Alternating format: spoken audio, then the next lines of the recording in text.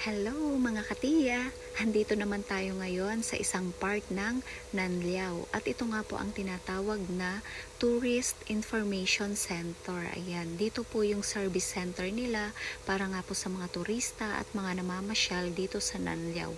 Dahil nga po sa sobrang lawak nito ay nasa 12 kilometers nga po pala ang lawak ng buong Nanliao. Mai-enjoy po ito ng mga bata. Gawa nga ho ng napakaganda ng lugar at kita nyo naman nga ho, maaliwalas talaga. At ayan, meron ho sila ditong bagong design na alimango na gawa nga ho sa bato. Abay, paborito ko nga ang alimango ay pagkalaki na reo. At meron din nga ho ditong isa pa, ang octopus naman. Ayan, napakagaling po ng kanilang paghulma ng bato. At kung kayo naman nga po ay aakyat sa building na ito, ay matatanaw nyo po ang buong lawak nga ng Nanliao. Ayan. At meron naman po yang elevator. Hindi na nga lang po ako umakyat, gawa nga ho ng kulang na ako sa oras. Hanggang dito na lamang. Paalam!